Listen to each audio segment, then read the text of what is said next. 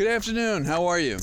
Getting out a little late, but we still got sunlight. It's a little cooler, but it's pleasant.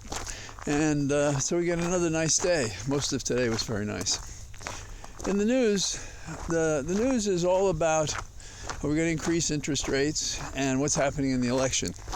But there are other stories as well, and they do relate to our political figures, so I'm going to concentrate on them.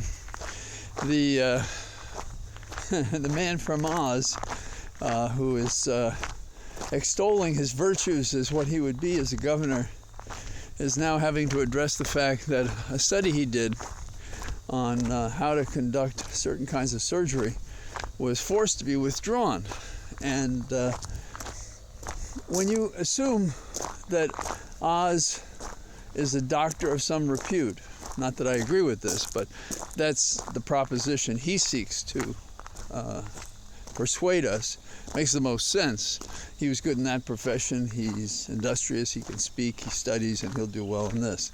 So something that goes at his core talents, if you will, expertise, skill, that's an important thing. Although there's probably a lot of other reasons why people are not impressed with Dr. Oz. Another one that's interesting is Lindsey Graham went to the Supreme Court to get a stay of appearing before the Georgia grand jury.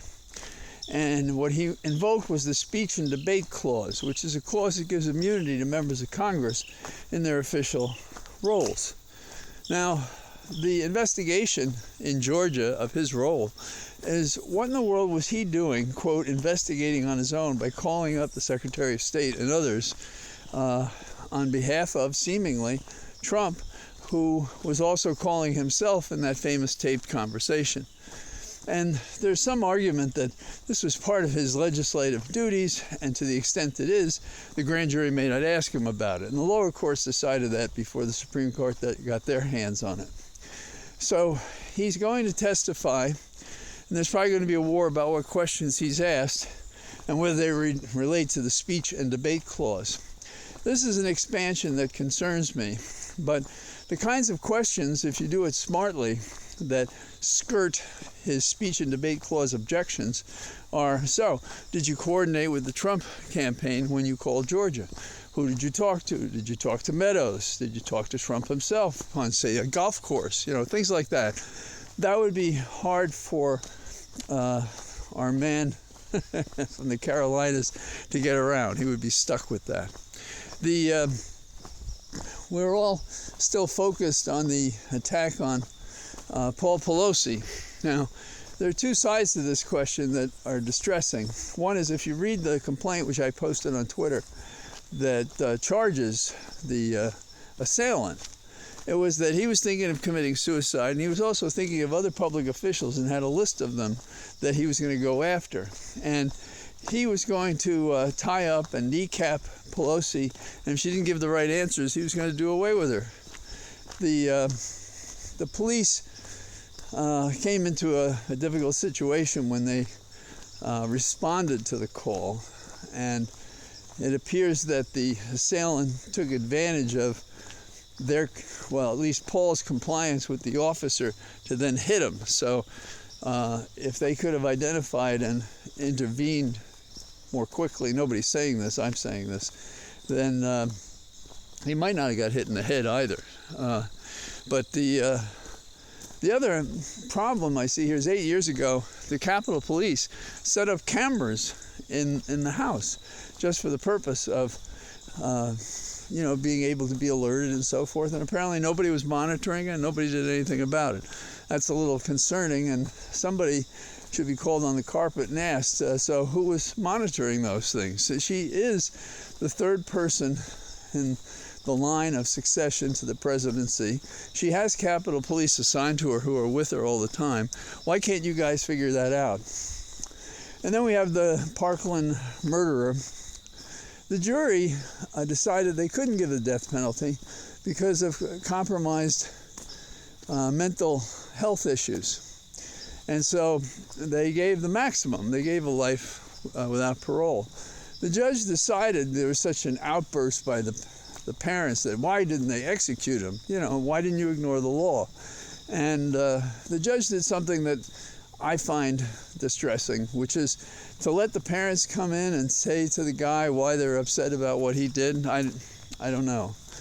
There should be limits on what victims can say. Well, and when we're saying victims, we're actually saying the survivors of the victims. When you're talking about children who were killed or anybody who was killed. The person who comes and testifies, unless they survive the shooting themselves, they are associated with the victims. And I think it's a very delicate and difficult thing. You may remember when the governor of Massachusetts, Dukakis, ran for president, they asked him, would he be against the death penalty if somebody had assaulted his wife? And he got demerits for how he answered it, which was poorly, because it was like the life force that was in him that others recognized he lost on the debate stage. And the answer probably should have been something along the lines of, I personally, putting aside my role as governor, my belief in the law, I would want to kill the guy myself. I would want to do him in. But that didn't happen.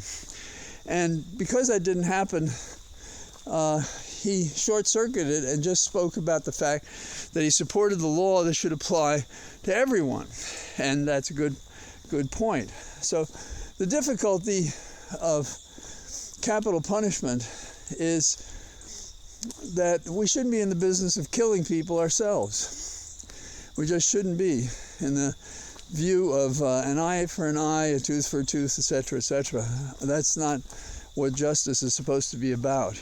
And the jury applied the law just as it was written.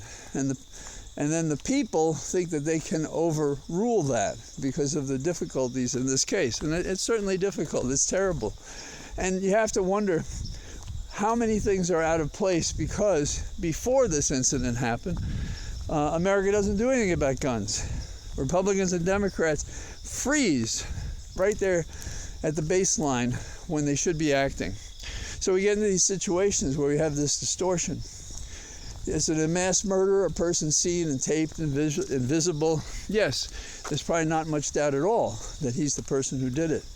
But in the ordinary case, it's not always so clear. Poor defendants, poor representation, misconduct, all manner of things. This standard has been proven to fail because of the Innocence Project in New York. Barry Shecker, an old friend of mine, haven't been in touch in a long time, he has this project which is, it's illuminating, it's a great devotion, it's basically to say, obviously our system is imperfect when we convict people that are innocent as evidenced by DNA and other things after the fact. So those are a couple of things on my mind today. And I'm talking to you as the sun goes down in my cathedral of trees, and I hope to talk to you at a better time tomorrow. Bye-bye.